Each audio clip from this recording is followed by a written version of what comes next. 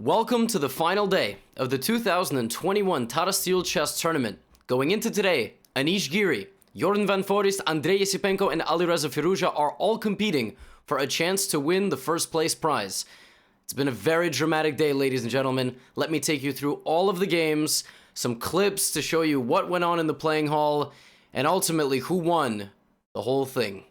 We're going to kick things off with Magnus Carlsen. As always, an appetizer against Maxime Vachier-Lagrave. Maxime on a difficult tournament, and Magnus goes directly for Maxime's Grunfeld. Well, we get a mainline Grunfeld where you trade everything, bishop to g7, and Magnus plays this check and plays queen to a3. Already an opening surprise against MVL, trying to get MVL a bit out of his comfort zone. Some moves later, we have a trade in the middle of the board, and a pretty fresh and unique position. Then MVL made this big decision to trade the queens. We got takes, rook jumps back to c1, which is a bit of a strange move. Normally you would expect the bishop coming out somewhere, but okay, the rook moves over again, bishop b7. Now the bishop does make this move, knight c6, and king to d2. You know, once you've traded enough pieces, it's actually okay to put the king in the center, because there's nobody who's actually attacking the king from this direction. MVL plays rook c8. Magnus Carlsen officially turns it into a game by a super grandmaster by playing the move h4, basically, completely unprovoked. Now, this is the modern-day influence of computers in chess, recreational h-pawn advances, which even at the cost of one central pawn, right? Bishop d5 is the move now by Magnus, and he wins the rook for the light-squared bishop. Again, instant replay. Why would MVL do that? Well, Magnus Carlsen offers him this pawn.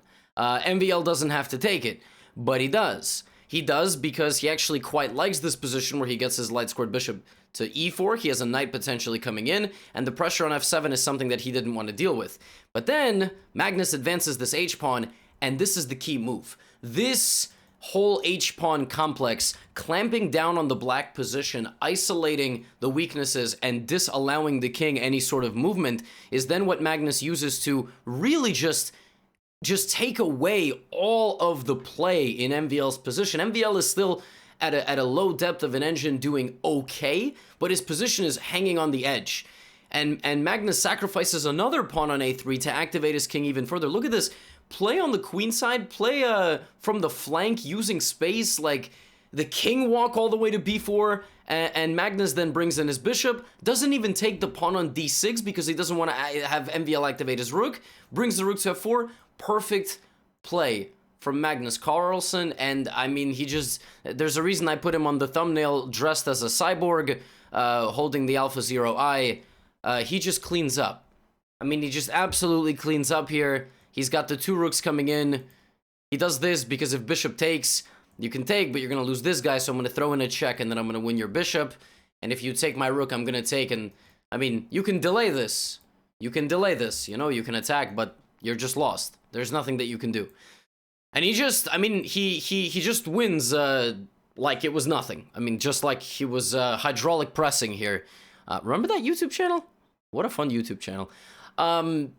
Tough tournament for MVL, and it's crazy because Maxime Vachier-Lagrave is currently in the lead in the candidates tournament, the tournament to decide who's going to compete for the world championship. So the second game that we go to, in your appetizer hour, is this game between Danchenko and ESIPENKO. ESIPENKO on a fantastic tournament. We get a kind of a neo-Catalan. Really, the game wasn't terribly exciting.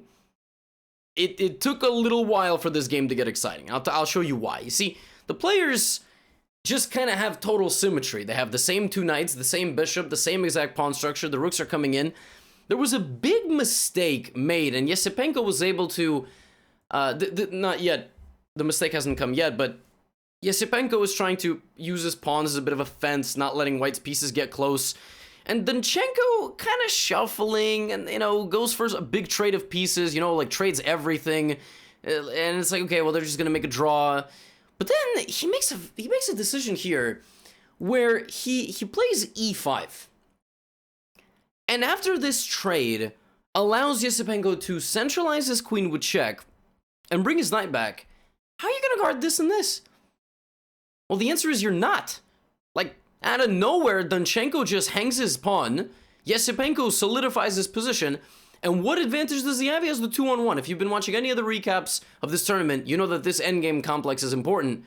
And ESIPENKO just plays the, he plays the move h5. Now it's officially a Grandmaster game, so the king always has some breathing room. He brings his knight out. He has to be a little bit careful, but then he just takes. Doesn't matter that this is hanging. So if queen takes a5, queen takes b2.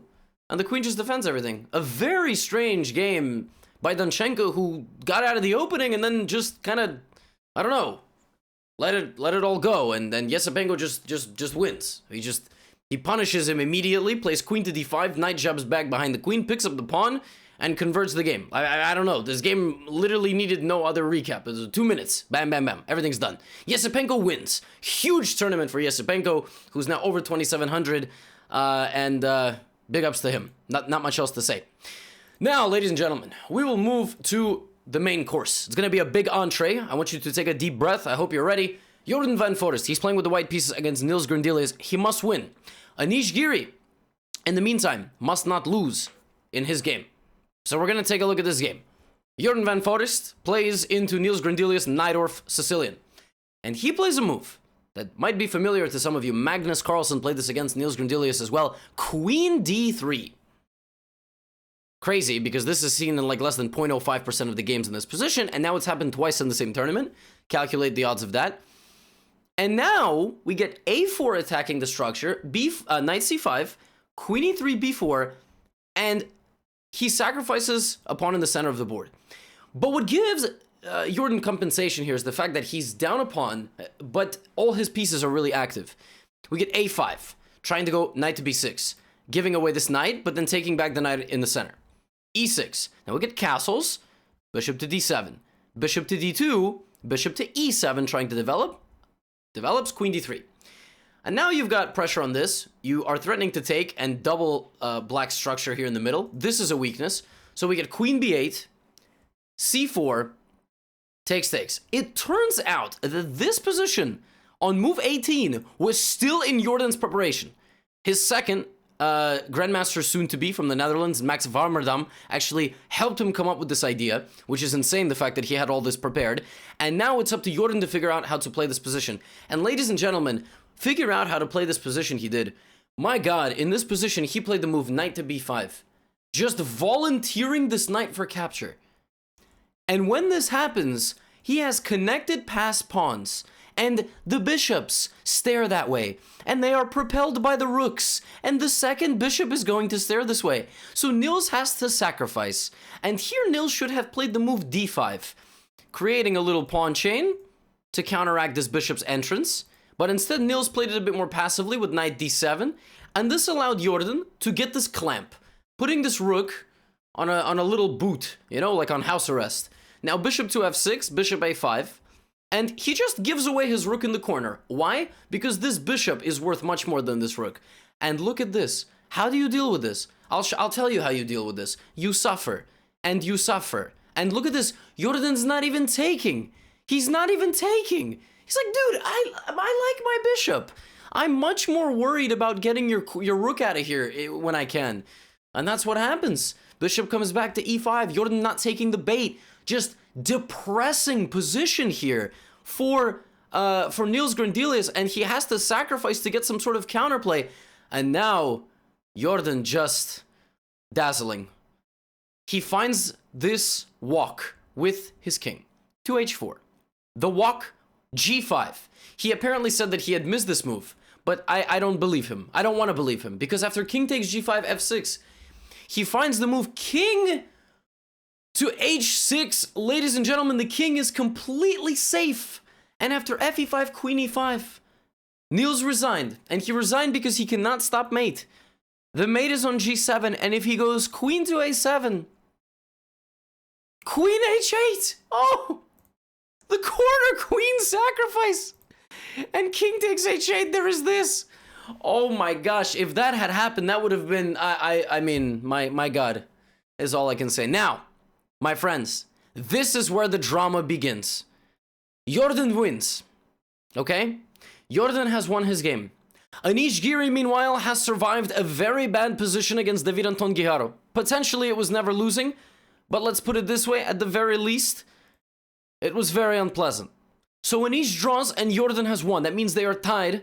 And by default, they will play the playoff for first and second place. Now you might say, wait a second, isn't Alireza over there playing his game? He was.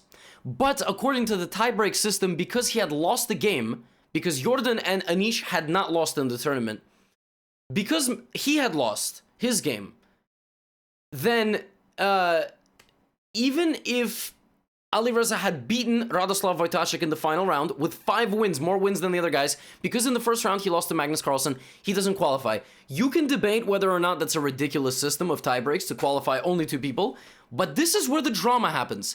At this point, Alireza is still playing his game. The arbiters walk up to Alireza and start telling him that he has not made it to the playoff and he needs to move so that the playoff can happen. In the middle of his game, the arbiters tell him he must move. This is the most, this is easily the most egregious thing I have ever seen. I mean, maybe, well, I mean, in chess tournament, like, of course, you know, people cheat, but like this is unbelievable. I mean, they're telling him in the middle of his game, he must move and he cannot play in the playoff, even if he wins. And you know what's crazy? A few moves after this, Alireza blunders in his game, and the game ends in a draw, and Alireza doesn't qualify anyway. Unbelievable. I'm short of words. Short of words. First of all, we can talk about the tiebreak system in its entirety, but now we have 2 people who have made it to the playoff of this tournament. The format of the playoffs. They play 1 game of blitz, each with 1 color, so white and black. Right? It's 5-minute, 3-second bonus. If that ends 1-1, they play an Armageddon game, which means white gets 4 minutes, black gets 4. White gets 5 minutes, black gets 4 minutes. But if black draws, black wins. When they make it to the 60th move of the Armageddon, that is when 3 seconds bonus happens. So let's go. E4, E5. Can I just say before we start, I feel so bad for Alireza. Bishop C4, knight F6, it's a bishop's opening, and black plays C6, taking advantage of the fact that you have not played knight F3, knight C6. I want to go D5. So knight F3, D5. And let me just say one more thing before we continue this game. These guys are both from the Netherlands, numbers 1 and 2 in the Netherlands. This is going to be the first time that Vaikense will be won by someone from the Netherlands since 1985. Jan Timman. Bishop B3, A5, and Anish quickly chops off the bishop for the knight. He then plays the move A4, takes, and takes on E5, and castles. So Jordan has this bishop on A2, looking very powerful. But he has a damaged structure. He has an isolated pawn on A3. He has a dark squared bishop, so he's going to have to find a way to bring it out. He set, and there you go. But Anish plays knight D5, hitting the bishop immediately. Takes it, takes on E5, and plays rook A5. And how do you guard this pawn? Well, you won't. And now queen B4 keeps the queens on the board. Rook goes to B5, queen takes on C3. And here Anish Giri says, wait a minute. Why am I playing on the queen side? Let me play rook to G5, sliding my rook over. We get rook E1, bishop to H3. Whoa. So now I have queen F4. Wait a second. I beg your pardon. What about this? Yeah, but Jordan thinks that he's actually okay here, and he's threatening a couple of things of his own. I mean, you know, let's not lose our rook in the corner, but in the future, once you go here and here, everything is fine. Maybe queen H4, get this guy out. Maybe rook G1. So Anish has to play G5, continuing the attack on the same side of the board. Jordan brings back the queen, and now says, okay, Anish, you're up a pawn, but like, bro, look at your pieces. And now I'm going to play F3, chipping away at your defenses, and there we go. What about your bishop, bro? What are you going to do with this bishop? I don't care if you're up a pawn, Anish. I'm going to go bring my rook, yeah? And I'm going to go take your pawns, and Anish has to come back. Pawns get traded, and Anish's bishop from H3 never gets out. I mean, he gets locked away for life. He makes one final move to get traded off. So Anish creates this very powerful attack on Jordan. Jordan defends creatively by allowing himself to be put under... I mean, like, that was crazy, right? Again, instant replay. If we go all the way back to, you know, to this position where bishop H3 was allowed, he allows himself to be checked and moves his king out of the way, realizing that this coordination is not going to work for black. This is incorrect. You need the queen in here. And this is wrong. So nice defensive abilities there. Coordination. We go to the second blitz game. Anish has white. Jordan has black. Let's see what happens. Of course, again, we get, e4, e5, and bishop c5, very early bishop c5, allowing d4. We've seen this already in this tournament from Jordan, and now he plays d5. What he's able to do from the opening here is get to a position where white has what's called an isolated pawn. It has no neighbors on c and e, but the pawn is successfully blockaded. It's counterbalanced by the fact that black has a terrible pawn structure, and what Anish is able to do is stack his queen that way. But in many of these positions, as we've seen throughout this tournament, even though you can be a pawn down like this, if it's all on the same side and you are more active than your opponent, meaning you are targeting pawns, you are controlling more squares, you don't really run the risk of losing the game. And watch as Jordan does exactly that. He just puts those rooks over there in the corner for Anish. Anish goes for a queen trade, and Jordan makes a trade on his own terms. And even though Anish can play the move b4, avoiding the trade and trying to make a pass pawn, what hurts him here is the fact that, and, by the way, creating a square for the king, no back rank mates, please. What hurts Anish here is just his activity. His rooks just aren't in the spot they need to be. So we get g3 from both players, g6, g3, but look at this. Watch what Jordan does here. He plays h5, h4, and this is where the Grandmaster, like, kiss of excellence comes in. Rook b6. What is the idea of this move? He's not trying to show Anish he knows rooks can go 2 squares. Watch what he does. Look at this. Rook b6, rook f6, and rook f3. Anish misses this, and now the pawn on a3 is lost. Look at that beautiful activation. And pieces get traded, and the players agree to a draw in this position because after rook b7, rook b7, rook a3, it's completely symmetrical. No one's going to flag each other here. And ladies and gentlemen, we are now ready for the final game of the 2021 Tata Steel. It's the Armageddon. The players drew their lots. Jordan van Foreest won the drawing, and he chose the black pieces. He says, I want 4 minutes. Anish gets 5. Here we go. All right? So if you're Anish Giri and you need to play for a win with the white pieces, what are you going to play? Of course, you are going to play d4. Well, I don't know about that. But of course, you're going to play the London. Hey, now we're talking knight f6, e3, c5, and this is a mainline London position after e6, c3, bishop d6, and bishop to g3. Normally black castles here, or queen e7 to try to go e5, but Jordan plays h6, which I'm not going to lie, I've basically never seen in my life. I think it's just a waiting move. Maybe there's some crazy big idea behind it, but maybe he wants like some knight h5 and pawn to g5 in the future. But now we get bishop b5. The idea being that you'd like to take here at some point, and that is exactly what he does. Then he takes on c5, and then he plays b4. We see Grandmasters adding layers of flair to these London positions. So bishop to e7, a5, queen b7, and knight back to d3. He's trying to go knight b3, oops, knight b3, and knight c5 or knight d4.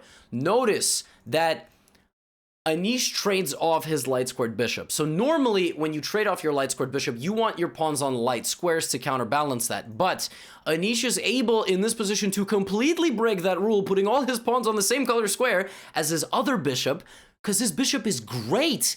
And these pawns stop black from putting his pawns on the right color square.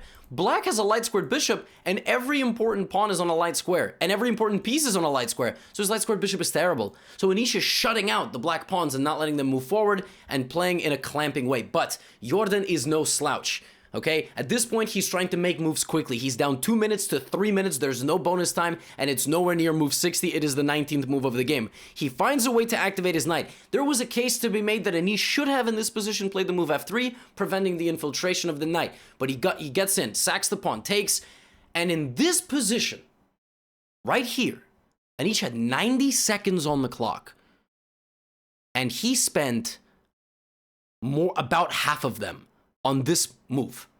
It was insane. It was like a times. I mean, it was like watching me in the Speed Chess Championship get into these crazy time troubles. It was like I'm sitting at my computer, like move, just play anything. You can't spend half your time. I mean, I'm one to talk. And Anish basically was calculating the move c6, just calculating this. Like, you can take my queen. But Anish, if he had just played this move, would have stayed up 30-40 seconds on the clock and would have just kept going. All of a sudden, after knight c2, cd7, Anish blundered. He blundered that after knight takes d4, pawn, he has to take back. Because if he goes here, I don't need to take the queen and lose my knight. I can go check, king h1, check, take the bishop, and then take this. Anish missed this. The nerves or something or just an oversight, and all of a sudden it's Jordan van Foreest's game. He's up 30 seconds on the clock.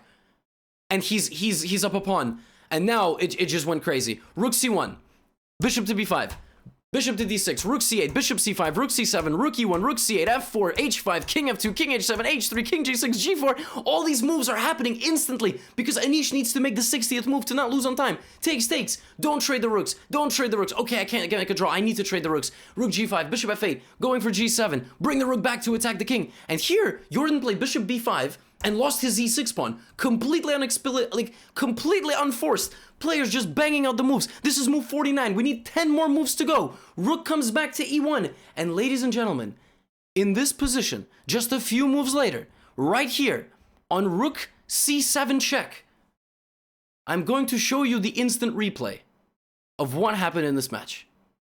And I'm going to show it to you with sound. Hello, they are moving to a 60. Oh my god, will we reach move 60? What is happening? And where it is going? I think Who we is will. winning? And white is winning. Anish is winning. White won a bishop. White won a bishop. Is he in time? I think he he moved is. 60. It's move 58. It's move He 58. lost on time?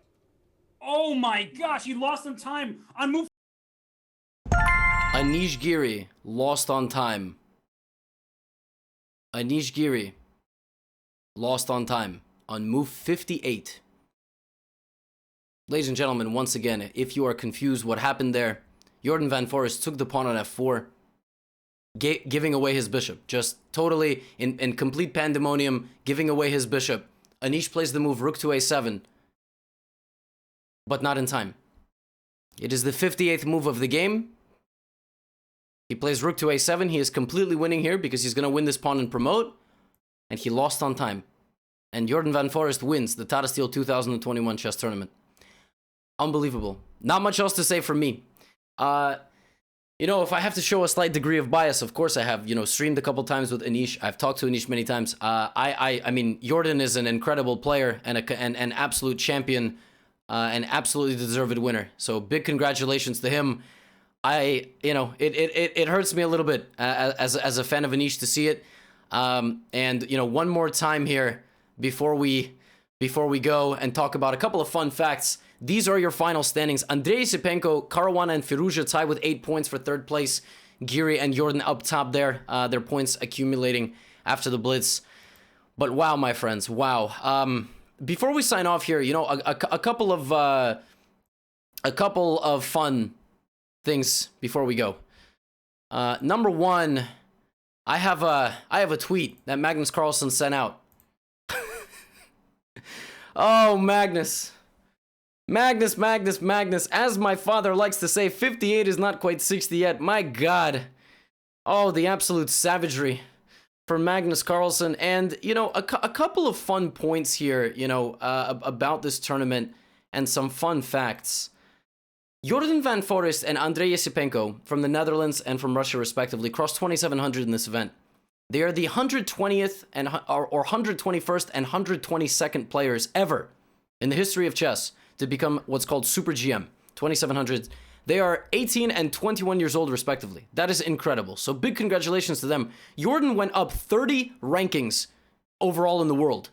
Alireza Firouzja ends the tournament 13th highest rated player in the world. Anish Giri was like number 6, I believe. But wow, what a final game. What a final day. I mean, just what drama. What a final game. And you can all discuss in the comments what you think about the tie breaks, what you think about Armageddon. There's a lot of people already chiming in. They think that Armageddon is a terrible system. But listen, we have to decide a winner somehow. I don't know what the right way to do it is. But what I do know is that I have absolutely loved making these recap videos for you. This is a long tournament, the longest that exists. 13 rounds, 13 days of recaps. It's been a pleasure.